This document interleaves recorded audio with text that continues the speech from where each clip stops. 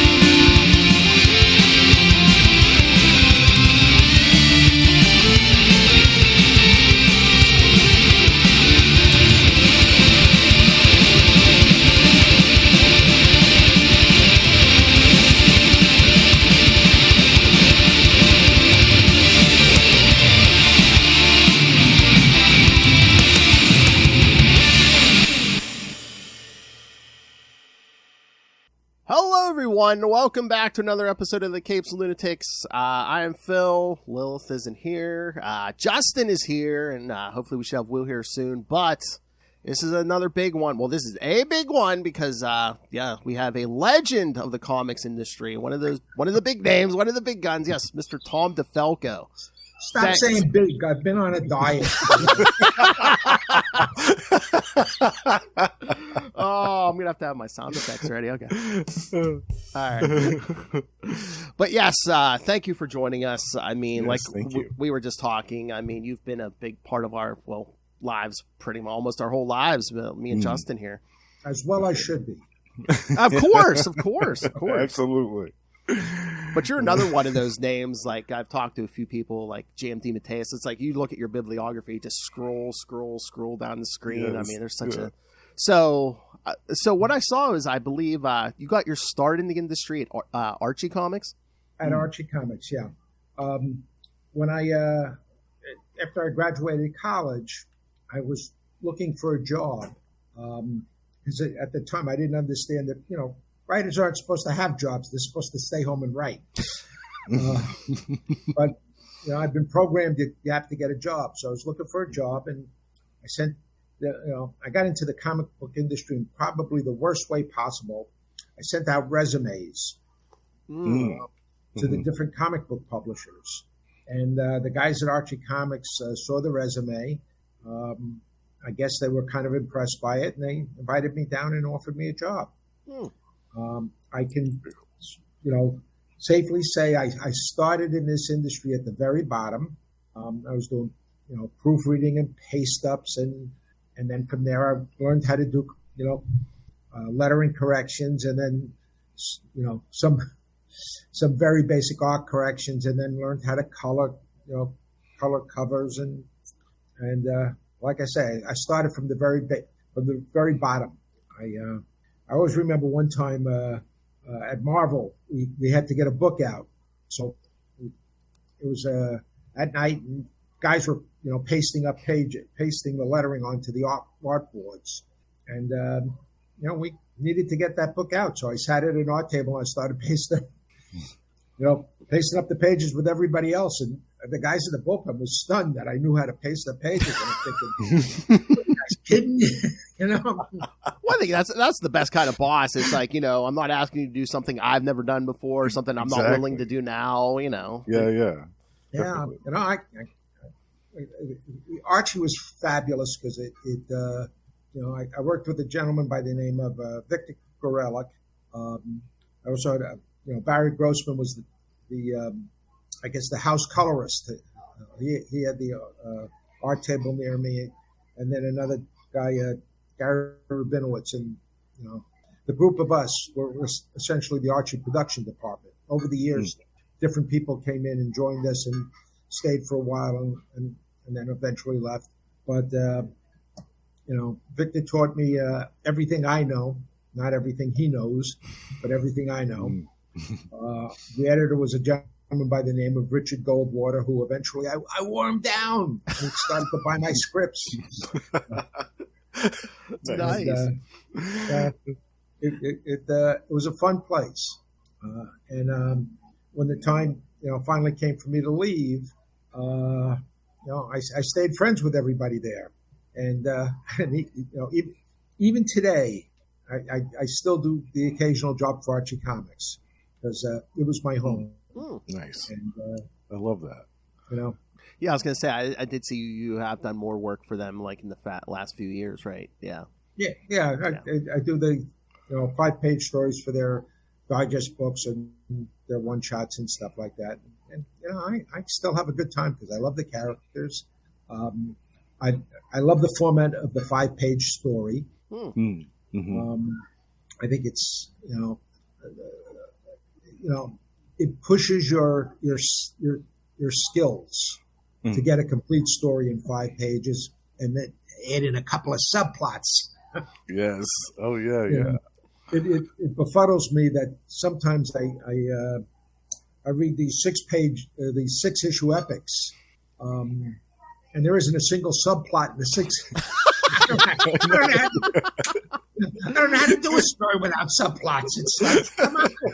Well, that's what I'm always saying. I'm like, that's the one thing I think modern comics lacks is like we really don't get much with like a supporting cast and stuff and subplots and subplots. Yeah, that's what I'm just an old man. But that's what I feel like it's missing. Yeah, I miss that.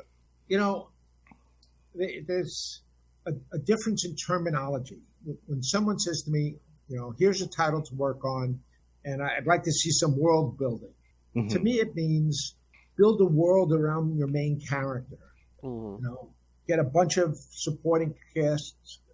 Every member of the supporting cast has their own subplots and their own background story and that sort of stuff, and you build a whole world around them.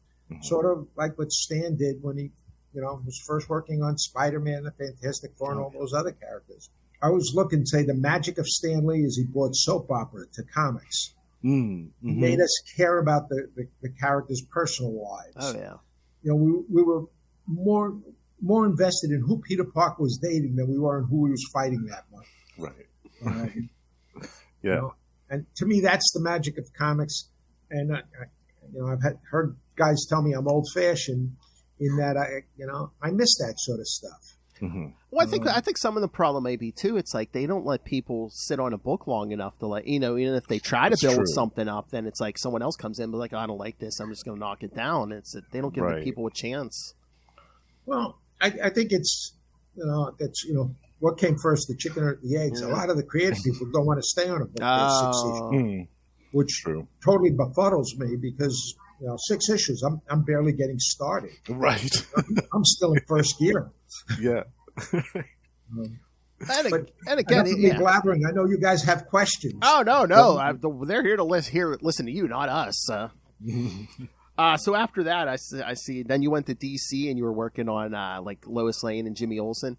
Yeah, I think I went to Charlton Comics first. Okay. And I was doing Charlton. Nice. Yeah, Charlton. Scooby Doo and the Flintstones and Willie and the Chopper Bunch. I was working on them while I was working at Archie, and I think when I was at DC, I was still doing Charlton stuff for a while, and then eventually DC, and then eventually Marvel. Yes, where you created Dazzler, correct? Yes. I always say I developed Dazzler. Okay. A movie company, a television company, a movie, television, record company, and Marvel got together, and they were going to, create a character that could function, movies, television, and records and comic books. And at some point, they brought me in, and they said, "This is the character, Dazzler. We think there's a chance that Bo Derek may play her in the movie." Oh wow! And so, oh wow. And this is when Bo was still hot. It was before the Tarzan movie. Oh, okay. So they're talking, Bo will star, John Derek will direct, and they said, and Bo is so beautiful that her powers is that, men have to tell the truth to her. Mm. And I'm not much of a poker face, except at the poker table. And I guess something right on my face, because I think it was the record guy, said to me, "What's the matter? You don't like that idea?" I said, well, it's not very visual. Mm. And they said, "All right, wise guy, what do you think her powers should be?" And I said, being generous, I'm going to say 999 comic book people out of 1,000, and maybe I'm being too conservative there, maybe all 1,000. I said, the character's name is Dazzler. Probably should have something to do with light. Kind of natural thing to say, I thought. Yeah. But then, the movie guy, the TV guy, the record guy, they all look at each other. And it's like a light bulb goes off. And they look and they go, "Well, that's kind of interesting. Yeah, why don't you pursue that idea?" So I thought, okay, I'm in a room surrounded by geniuses. Because they agreed with you, yeah. But just they're all fascinated by this concept, Dazzler light. Yeah, okay. And then we went from there. Nice. But yeah, so you developed a few things for people, because first the Dazzler stuff, and then something that's near and dear to me and Justin. You were working with Hasbro with several other people with the G.I. Joe and Transformers stuff. Yeah, I worked on that, but I always have to say, 99% of G.I. Joe was Larry Hama. Oh yeah. Right? Mm-hmm. Still, yeah. I'd love to take credit for all of Larry's work, because he's probably one of the most brilliant and underrated writers and artists in the industry. But I can't take credit for his work because he he's too good for me to take credit for. But he's a good buddy, a good friend, and just such a major talent. Yeah, because I don't let him know I said anything good about him behind you. Okay. No, because I've always seen a few names associated with that G.I. Joe and Transformer stuff, like helping to develop it, like Larry, like yourself. I think Denny O'Neil. So, so was there like a big team like on that? There are a few people.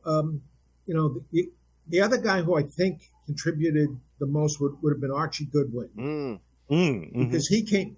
We all decided that we wanted the G.I. Joe team to face a kind of a faceless antagonism, kind of like the Stormtroopers in Star Wars. And Archie, I believe, came up with the term Cobra Command.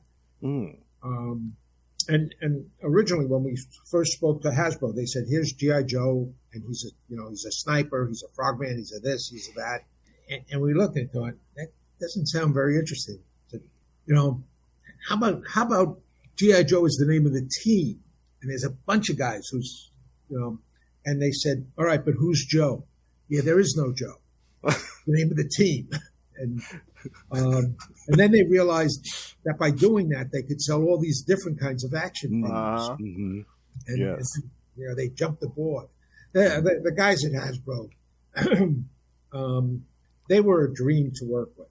We got to work with some really talented, really fun, really great people. Bob Pupas was the guy in charge, and Kate Vegan was the guy that I dealt with the most. They were terrific to deal with. Nice. Again, I'd like to take credit for their work. I'd like to take credit for everybody's work. Stuck with my own. That's the headline. Tom DeFalco taking credit for other people's work. Since Go for it. Yeah, that's.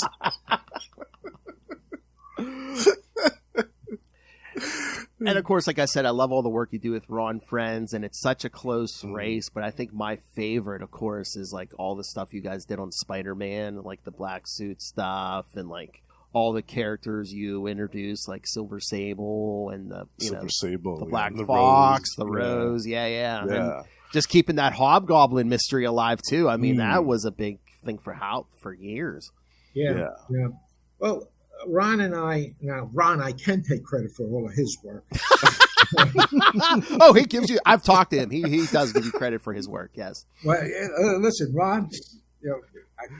I would say all the good ideas came from Ron. I was the one who came up with the bad ideas. Ron is. I just can't express, how much I love the guy, how much I love his work, what a delight he is to work with. If you guys have talked to him, I've talked to him. You know what a delight he is. Yes. He is an incredible collaborator. He's open to any sort of idea. The one thing that has always frustrated me and angered me about Ron Friends is there have been times when I'm working on a plot and I work out a piece of visual business, and I work very hard, describing how this scene should go. And then I send it to Ron, and Ron looks at it, he says, "That's terrific, but how about we do this instead?" And his ideas are always better than mine, and it annoys the hell out of me. The guy has no respect. This is terrible. But he's an artist. He lives in the visual, so right. I mean, accidents happen. That's what creates great stories. Because I hear that from so many writers. They're like, "This is what I gave the artist. What I got back was so much better." And well, Ron and I, the stories are, I'm going to say 50-50. But I really have no idea how much of the stories are Ron, how much of the stories are me. I know certain stories, like the A-Next stories we did for the MC2. That must have been 70% Ron. Wow. He really stepped up on that stuff because I was busy with some other books. But the successful, the secret to our success as collaborators is we check the egos at the door, and we just throw ideas at each other. And a lot of time, there are times where I like his ideas much better than mine, and he likes my ideas much better than his, and we start with what we think are some really good ideas, and we end up with something totally different. And most of the time, we spend most of our conversations when we're on a book talking about the characters and what they want and what they need, what's happening in their personal lives, because we think that's what the driving force in them. In terms of the villains and stuff, that Ron and I get bored easily, which is why we tend to only do like 2 or 3 part stories, because after that we start to get bored. and also we create a lot of characters because, hey, we want to do new stuff. People hire us because we're supposed to be creative guys, so create. I'm often bored when guys take over a title like Captain America. The first thing they want to do is the Red Skull gets the Cosmic Cube story again. I've only seen that 4 or 5 dozen times. And I remember one guy took over the Captain America book, and then he left the book. And then he came on, and then he did a second Red Skull gets the Cosmic. Come on! This time with feeling. Come on, let's create.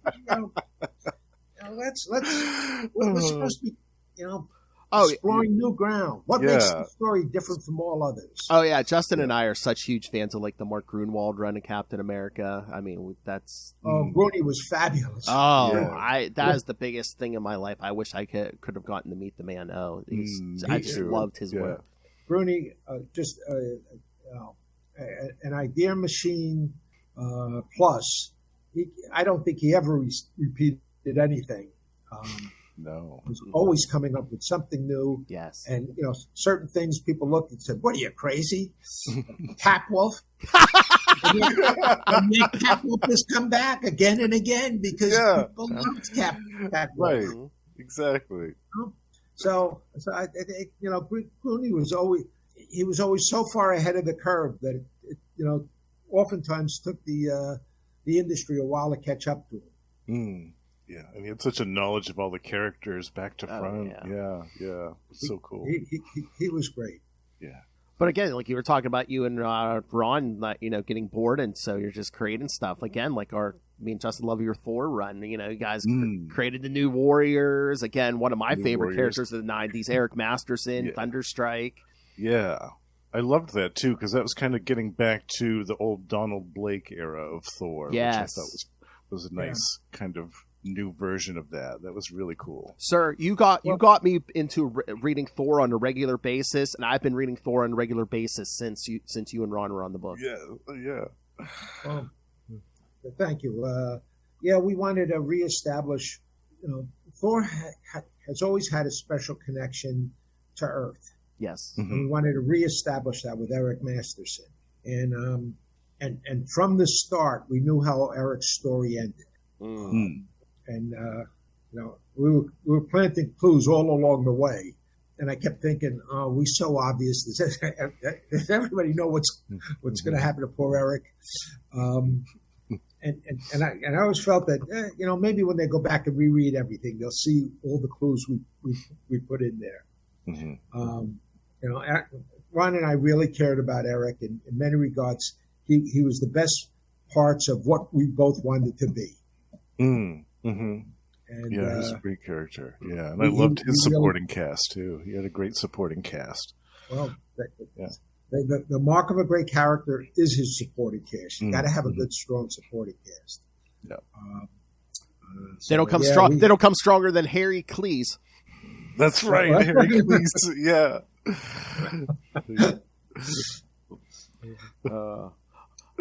And then by some accident of fate, you became editor-in-chief in 1987, right? Yeah. That was an unexpected twist. When I say that, I say that because I could. The previous editor-in-chief was fighting with the upstairs people on a regular basis. And at a certain point, I could tell he had passed the point of no return. And, I was the number 2 guy. So I kept expecting at any day the 2 of us would get fired. I thought, you can get rid of get rid of both guys. It made sense to me.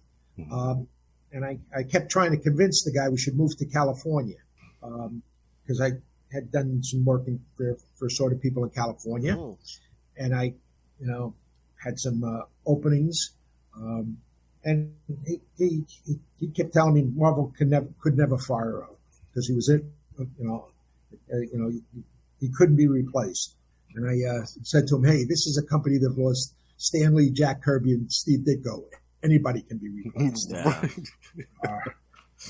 And I had around that time I had actually put my house up for sale because I was planning on moving to California, going anyway because I thought, I'm gonna quit before I get fired. And then, to my surprise, I get a promotion. Yeah, one day they called me and the publisher says, "Do you have lunch plans?" And I said, "Yeah." He said, "Cancel them. We're gonna have lunch together, and it's gonna be a very unpleasant meeting." I thought, okay, here's where I get fired. Oh, jeez. And instead, I met with he took me out to lunch, and the president of the company was there, and that's when they informed me that they were getting rid of the guy in front of me and putting me in charge. And I said to them, "I think this is a big mistake."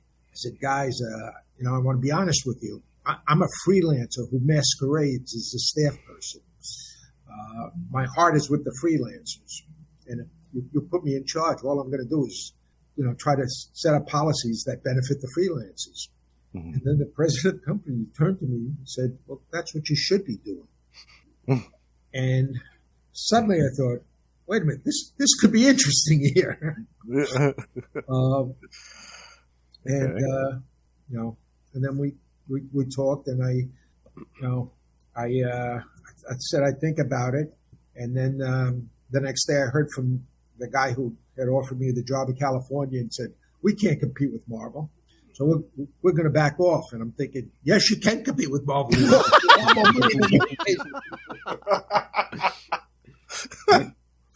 But they decided to back off. And And I thought, okay, there goes my job in California. I guess I better take the one that's in front of me. So I was, like I said, my career was carefully designed. Yeah, so began that era that I remember as a kid in the back of the comics, those little comic strips with you, running around the bullpen, chomping on the cigar. With the cigar, yes. Yep. I miss those too, the bullpen pages. Those were fun. Yeah, the Bossman comic strip. Rick Parker did a fabulous job. I heard from Rick recently. He said that he didn't realize it at the time, but he basically used Mutt and Jeff comic strip. He used Jeff as the model for Grunwald, and Moon Mullins as the model for me. Oh, okay. So if you ever see him, take him out. Anyway.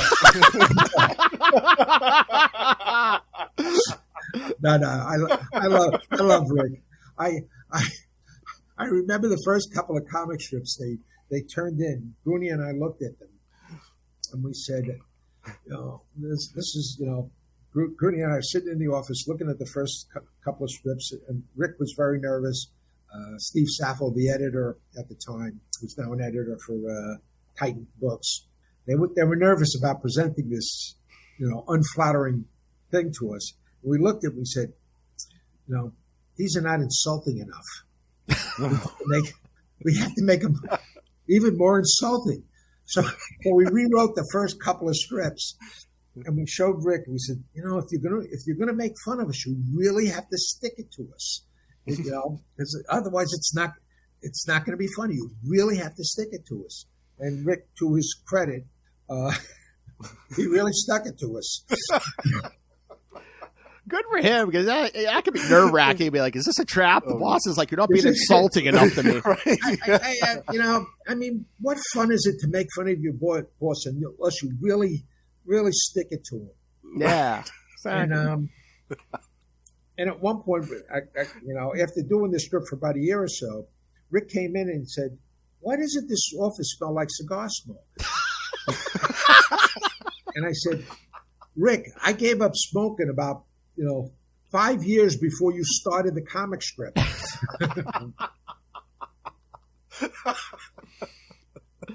That's fantastic. I love he said, "You don't smoke anymore?" I said, "No, I don't smoke." I said, "But I still eat pizza, so don't worry about it." Yeah, there you go. Nice. And then another era we love when your time on the Fantastic Four. Yes, the great Paul Ryan. Yeah, yes, fabulous artist Paul Ryan. Oh yeah. Paul, that man could draw anything. Yeah, and make it seem realistic.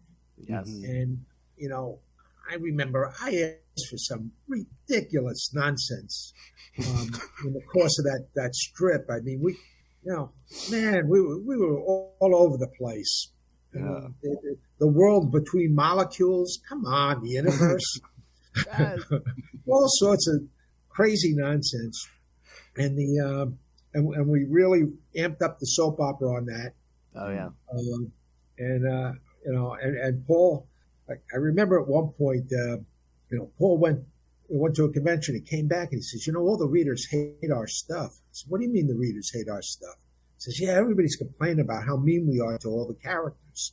Oh. They want us to, cut back on because nothing but bad things happen to the characters." And I said, "Paul, have you looked at your royalty statements?" He goes, "Yeah, sales go up every month." I said, "Yeah, they claim they hate us." But they hate us so much that they want all their friends to hate us too. So they're always,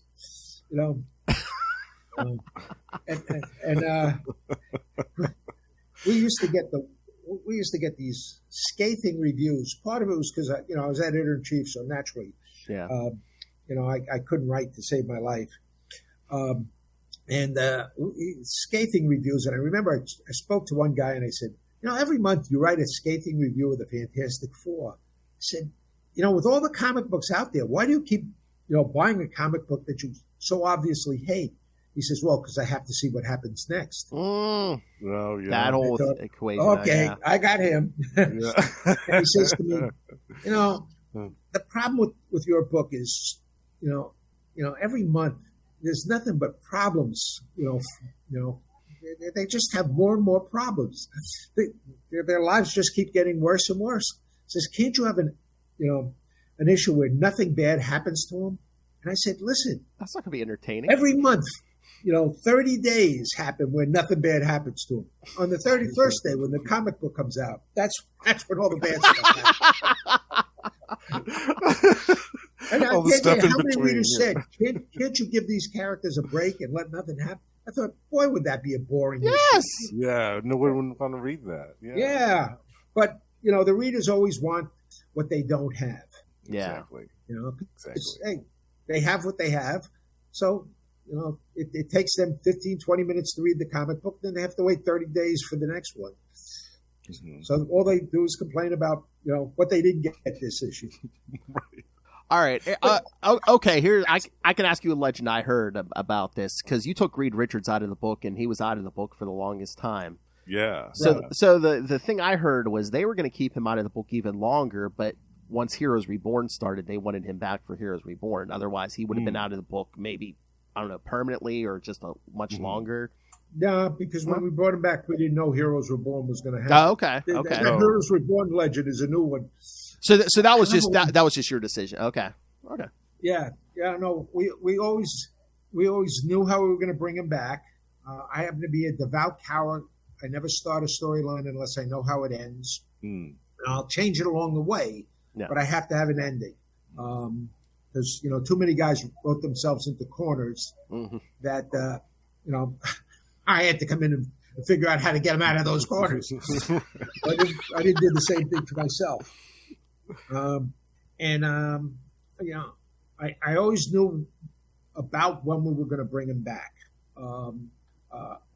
My plan had been that my original plan was I was going to leave Fantastic Four with around $3.99 and let a new creative team come in and take over Fantastic Four with issue 400.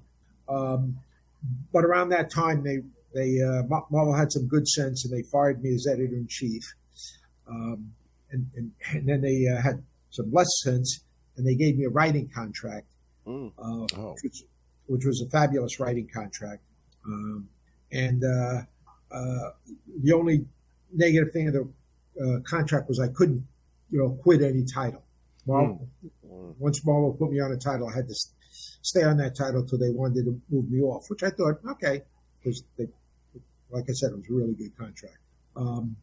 When I told them my plan to get off Fantastic Four, I said, no, you're staying on this because the sales keep going up every month. We want you there.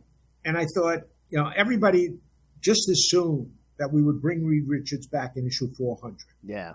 I mean, people were already writing articles about how cliche it was for us to bring Reed Richards back in 400. And I thought, yeah, it's so cliche that we're not going to do it. And I thought, issue 400 is going to sell no matter what we put into that issue. Yeah, exactly. We still tried to put in the culmination of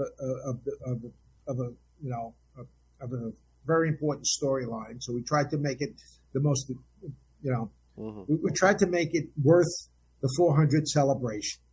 And we had a backup story where from the time Reed disappeared, Sue never accepted it. Yeah. She was always looking for Reed. She never accepted that Reed was gone.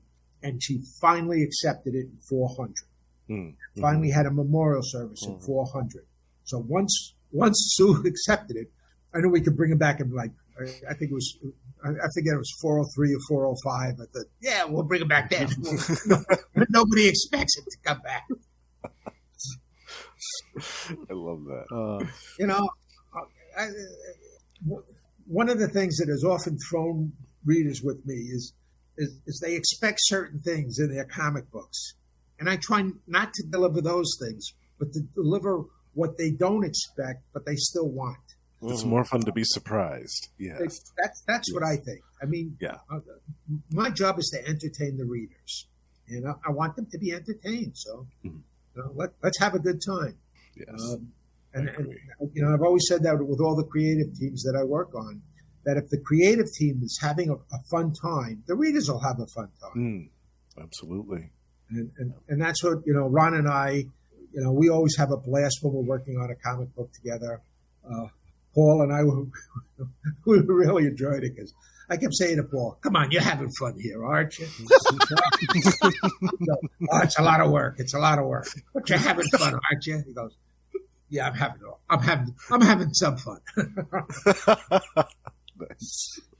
Was there anything they didn't complain about the Fantastic Four book back in the day? It was like, oh, the whole Reed thing, or you're down on them all the time. I know Sue's costume was a big bone of contention with Sue's people. Costume, yeah. And then the revelation with Alicia, that one. Yeah, people, there are certain titles. When you're on the title, everybody hates your work. They like the guy before you. And then when you get off the title, you suddenly become the guy before them. The new guy they hate, yeah. Yeah, why can't you be as good as, DeFalco and Friends? Come on, DeFalco and Friends were, you say, why can't we be as good as Stern and J.R. Jr.? Come on. I mean, that's pretty much modern comics now. People were so down on so much 90s stuff, and now these days it's like, why can't it be more like it was in the 90s? It's true, yes. It's so many things that people theoretically hated in the 90s, but I don't think they actually did. The Clone Saga. Yes, I love the Clone Saga. I don't know why it gets so much hate. The Clone Saga kind of saved the Spider-Man line. Oh, yeah. Because the brilliant people who fired me, they're all brilliant businessmen, they then decided to buy their own comic book distributor. Certainly a brilliant decision because it made absolutely no sense. And then they decided to cancel half the line. And then they were shocked, I say, that the company went bankrupt as a result of it. What a surprise. So getting rid of me might have been a good idea, but the other two, not so much. And the Clone Saga, really boosted sales for the Spider-Man line.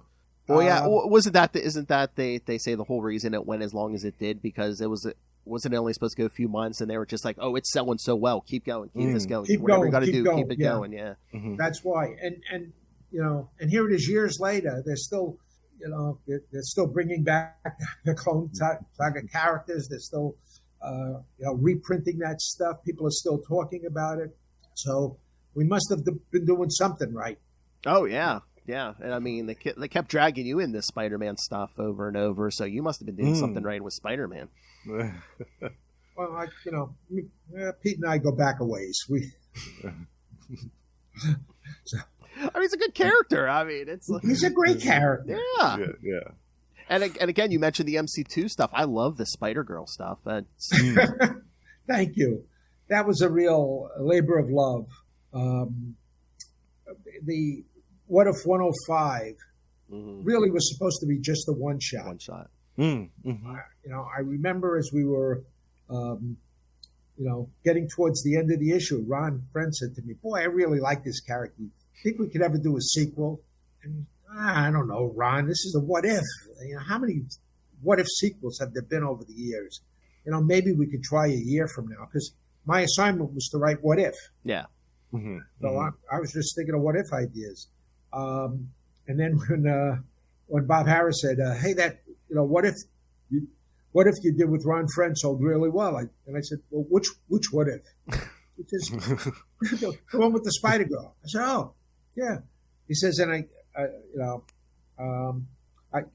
Ron had done a bunch of character sketches for Mary Jane, the future Mary Jane, the future Peter Parker, all of the background characters we did. And when I turned in the script, I gave a copy of those things to the editor because I said, this is the kind of work that Ron Friends does. He doesn't just sit down and draw. He works it all out because Ron and I are both somewhat anal retentive when we're working on something. I was doing like a mini Bible on every character that I'm going to write. Ron has to do all these sketches to get, to understand what the character really looks like, how the character moves, everything else like that. And the editor, when he heard it was the issue had sold well, he said, Ron and Tom did a whole presentation on this book. They're ready to do a series. And Bob Harris said, so I hear you're ready to do a series on Spider-Girl. I said, what? And he says, yeah. And do you think you could come up with 2 other titles? Because we're planning on doing a deal with Walmart where we'll do like 3 comic books in a bag.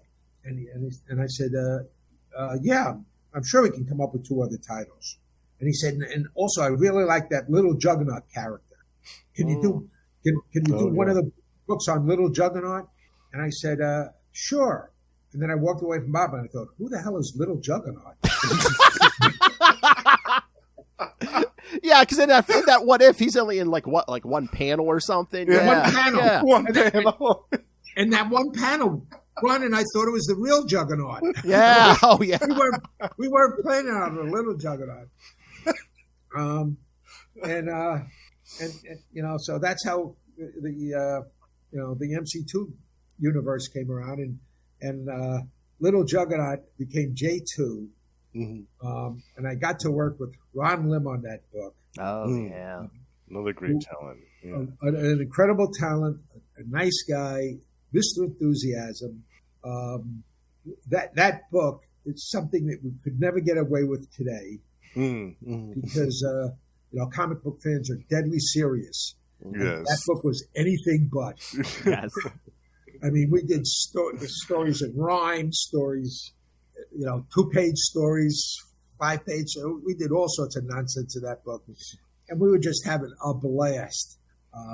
And I knew whenever a plot really hit Ron, because he would call me up and he'd say, "Tom, I just read this," and then he would burst into laughter. And if Ron burst into laughter and couldn't discuss the story with me, I knew that he really enjoyed it because we were looking to have fun, and we had a blast on that. I love that.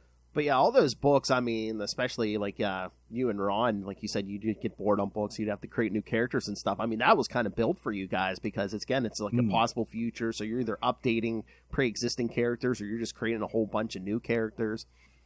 Yeah, we were, we really went to town. And, and the plan was, the plan originally was to do 6 issues.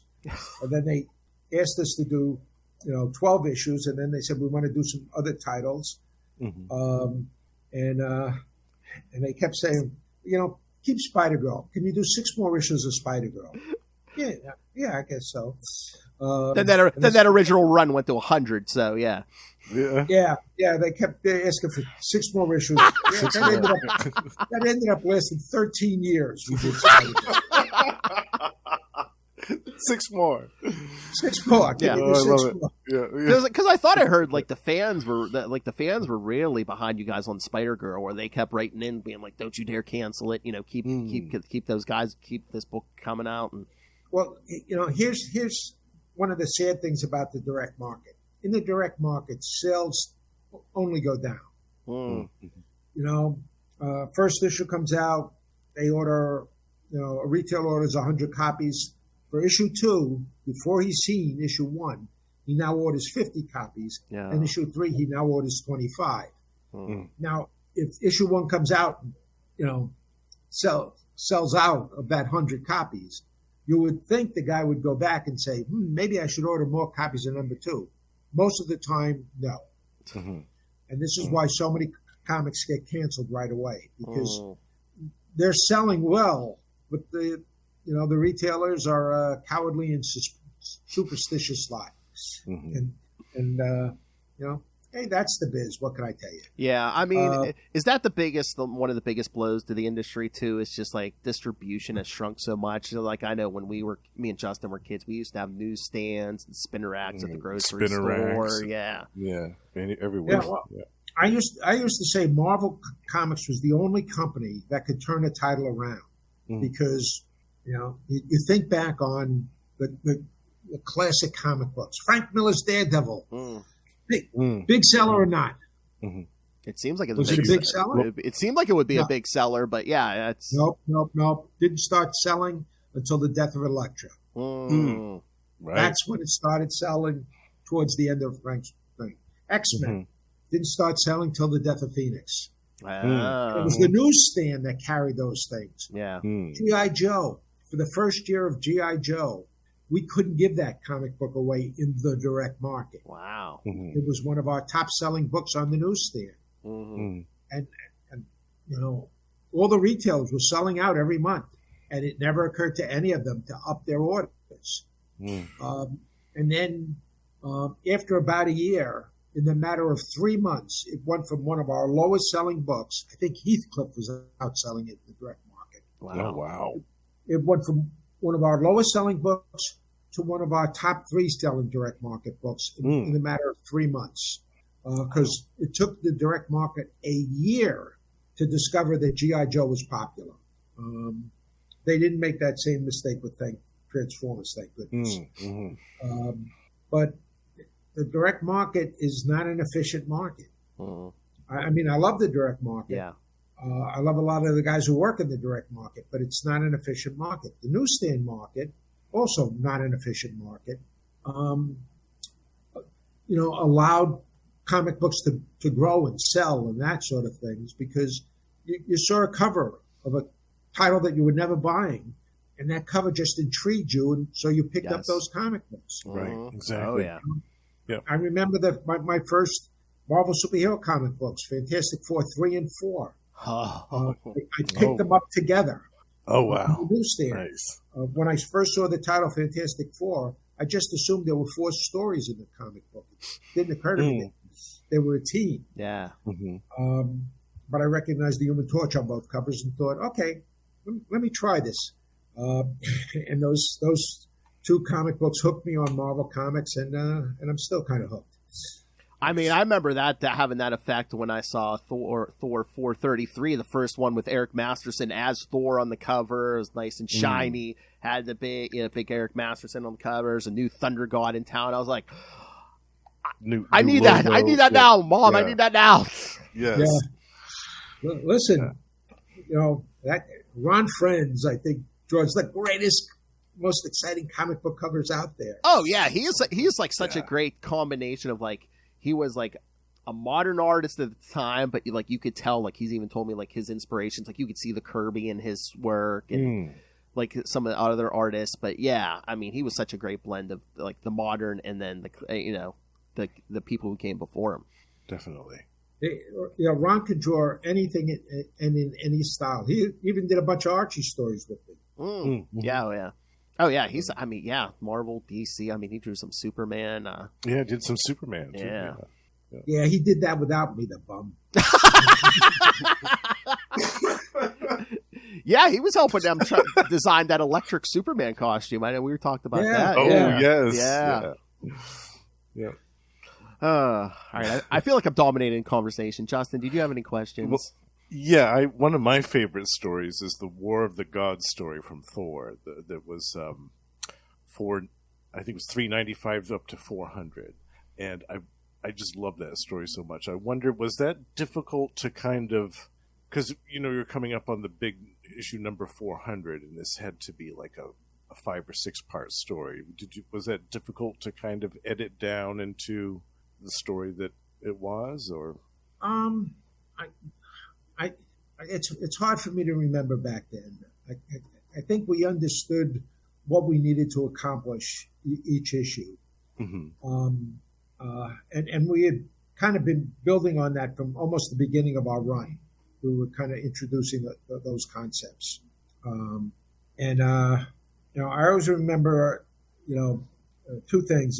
There was a scene with Loki and Seth, which I remember the way we portrayed Loki and the way we portrayed Seth.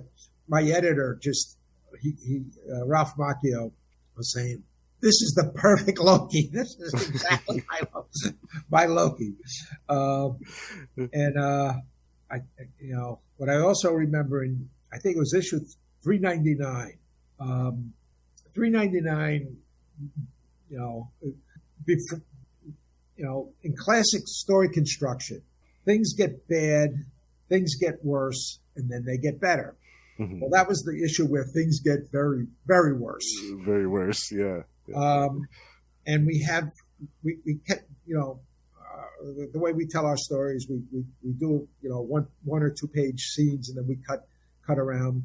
Well, in the course of this, Asgard is being invaded, so we cut to each of the Warriors 3 and all the different characters, and we essentially give them all a death scene. Yes, They are all facing overwhelming odds, and it looks like none of them are going to survive. And everybody essentially had a scene where he's saying goodbye to his loved ones, or saying some speech, we who are about to die kind of thing. Yeah. And the mail was so overwhelmingly angry about the fact that, we killed off all these characters. And then we kept getting that mail for about 5 or 6 months. And Ron was saying, didn't they read 400? All of those characters. Why do you keep complaining about us killing those characters? They're all there. They're still alive. That's the thing. Back then, there was no internet, so yeah, you got the angry response like 4 months later. It's like, what did you do? We fixed it already. Yeah, hey, come on, guys, it's done. But that's great. And I still have. I guess it was last year. Somebody came up to me and said, I really liked your Thor run, but I never forgave you for killing off all those characters. And I said, which characters? He said, you killed off, the Warriors 3 and that. No, I didn't. Said, yes, you did. In the War of the God. No, they didn't get killed. I had an argument with the guy saying, no, don't you remember in 400 they all show up? Because they were that good. They could, deal with they could beat the invincible foe. Yeah. But they remember the shocking moment. They don't remember when you the conclusion. Conclusion.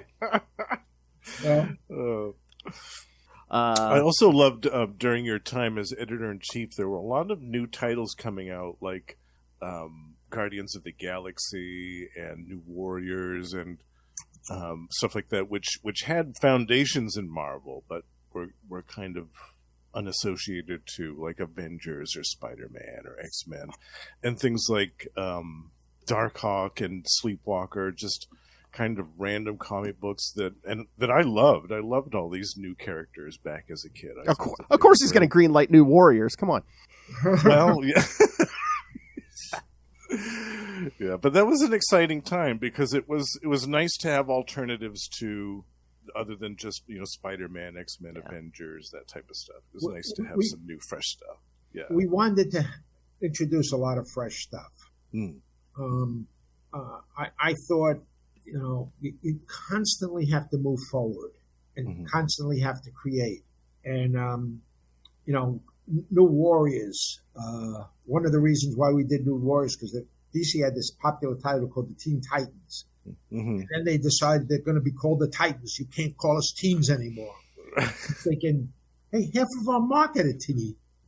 Right. Let's get some more teenage characters involved. Yes. That was the basis of the New Warriors and Darkhawk. I felt that Marvel had to constantly be, introducing new teen characters for the new teen readers that were coming up. Yeah, that's smart. And around that time, you had the Spider-Man line, you had the X-Men line, kind of had the Avengers line, but that wasn't strong. And we thought, come on, let's make the Avengers, a really strong line, and let's, get the Punisher books, let's reinvigorate them. And I wanted to reinvigorate everything because I thought, comics were exciting when I was a kid. I wanted to make them exciting for, our kids. And I used to tell guys, we are writing comic books for 16-year-olds of all ages. Both those who are below 16 and dream of that magical day, and those who are a little older than 16 and remember that magical day. with fondness. I used to say that, once you actually discover either sex or cars, money becomes finite. And once it becomes finite, you're not buying as many comic books. Everybody was always saying, we want to do comic books for adults, And I don't want to do comic books for adults because adults have other considerations. Right. Every time an adult goes out to buy a sandwich, he questions the price of it. He's going to have to buy lunch anyway, but he still questions the price of the sandwich. You question the price of everything because you have many more responsibilities, many more, things that you have to pay for. But when you're a kid, you have an unlimited source of money. It's called your parents. Right. Because everybody thinks their parents are rich. Yes. Yeah. Or at least has enough money for a comic book. Yeah. Oh, yeah. But I think back then you guys hit you had the formula down where it's like I think the books were sophisticated enough for adults, but it's like there's nothing in there you couldn't show your children. Mm-hmm. Yeah. If you understand the craft well enough, you can write a story about any sort of topic you want to write about, and do it in such a way that you can pass the comics code, which was, never a problem for me. I think, in the course of my life, I had, one thing rejected by the code. It was a one-page Jughead Jones, Jughead joke, which I titled, Error Terror. And they said you can't use the word terror in the title. So okay. Said error. Okay, all right, we're good. And everybody who complains about the comics code, I used to think you guys don't know what the heck you're talking about. When Marvel dropped out of the comics code and DC dropped out of the comics code, everybody, hey, we're no longer restricted by the comics code. I thought, you idiots, the comics code is what supports the Comics Magazine Association. And that's the organization that distributes comic book racks to 7-Elevens and grocery stores and that sort of stuff. Right. You close down that organization and comic books are going to stop being distributed to the mass market. Yeah. And I remember calling up, Bill Jemis at the time and saying, "Hey, you don't want to get out of the code. That's a mistake." He says, "I don't want a third party telling us what we can publish and what we can't." So what third party? You're part of the code. You decide what can be published and what can't be published. Well, whatever. So they thought it was true. The code at that point was too restrictive, or was it a money thing? Or I think everybody wanted to be the big hero to be the first guy to drop out of the code because we don't deal with censorship. But the code was never really about censorship. It was what it was what could be displayed on the newsstands. Right. It was more like a guideline. Yeah. Yeah. So old fart, I admit it. All right. Before we go, I did want to compliment you on something just recent. The Marvel Superhero Secret Wars Battle World miniseries. I thought that was great with Pat Olive. Yeah, I thought that was wonderful. Well, thank you very much. And if you guys want to see, more of that sort of stuff, or if you have certain creators you'd like to see, not me, but other guys, I always suggest to people, write letters to Marvel, not emails. Oh, okay. On any given day, an editor gets about 100 emails that he must answer. All right? All the other ones, he just ignores. On any given day, an editor gets 0 letters. So anytime any of them get a letter, they walk around the office saying, "Hey, I got a letter." So if you want something from Marvel or DC, or Archie, send them physical letters. Carries more weight than emails. Be the guy that stands out. Okay. I love that. Yes. But thank you for reading that Secret Wars thing, because that was, that was, I thought was a real challenge. How do you do a direct sequel to a story that came out 40 years ago? And it was kind of like in between the pages and stuff. Yeah. Yeah. No, you executed that very well. Yeah, no. And make it relevant. It had to have relevance for today's readers. I mean, the stakes had to be something that could have affected today's guys. And yet have some seeds in there so that they could do another sequel 40 years from now, when it won't be my problem. I mean, and was it more challenging, or did you enjoy it more because it's like, oh, we know, everyone knows now exactly what that black suit is. You don't have to hide anything. You can kind of, play with that a little more.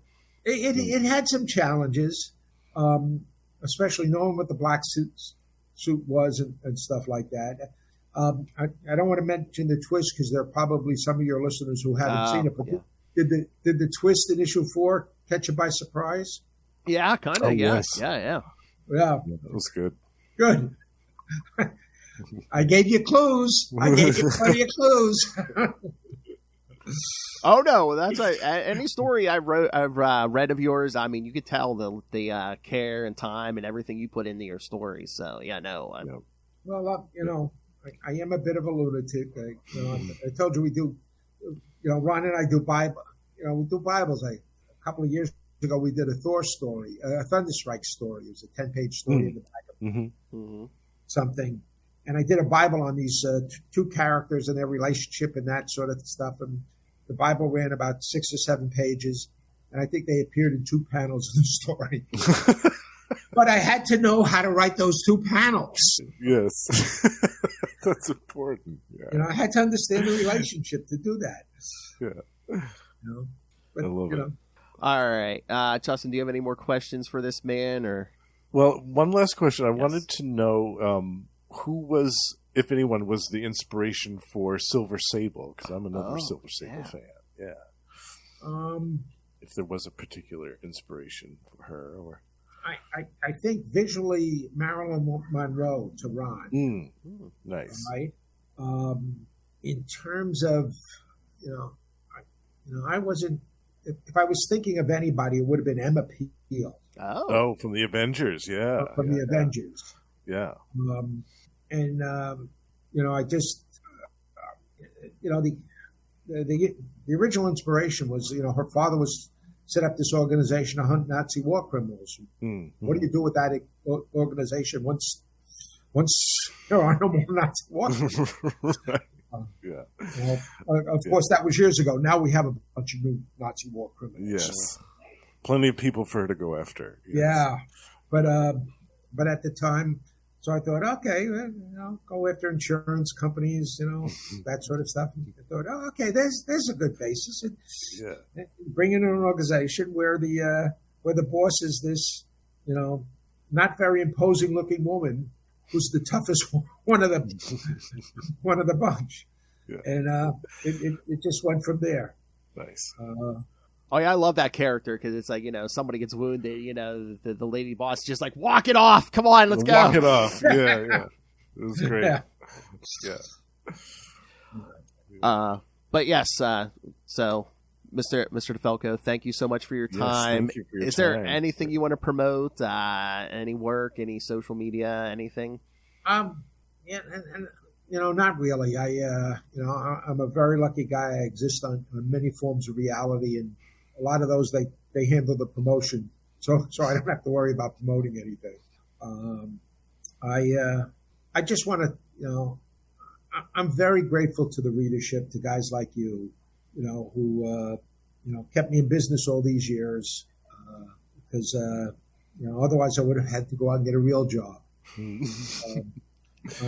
We're grateful to you too, because back when we were kids, I mean, you and Ron and Paul Ryan, I mean, you conjured up that same magic that you were talking about. That you experienced when you picked up those issues of Fantastic Four from the spinner rack, and that kind of conjured up the same magic for us. Yeah, you were like our Stan Lee. Yeah, definitely. Yeah, absolutely.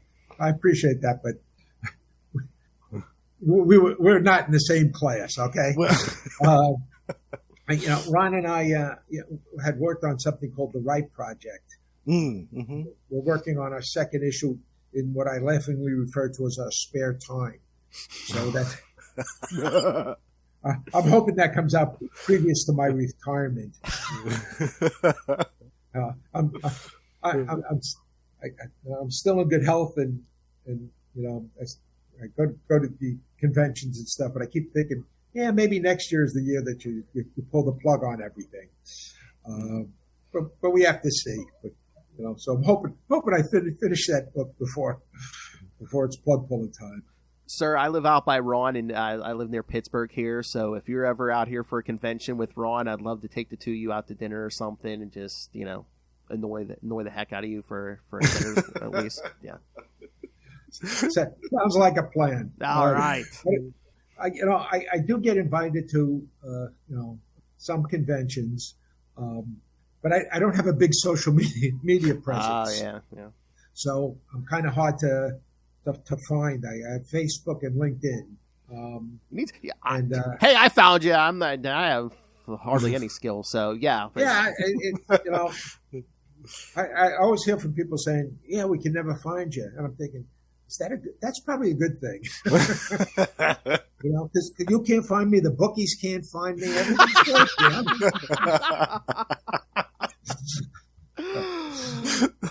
All right, so kids, read his stuff, and if you want more Tom DeFalco, write letters to write Marvel, actual DC, letters. Archie, yes, write actual letters. Throw the stamp on them. All right, the great Tom DeFalco is going to go log off here and go chomp on a cigar. Thank you, sir. Much, Thank you, sir. Thank you. Bye-bye. Oh, that was great. Yeah, that was fun. Oh, but thank you for showing up, since those other two couldn't be bothered. Oh yeah.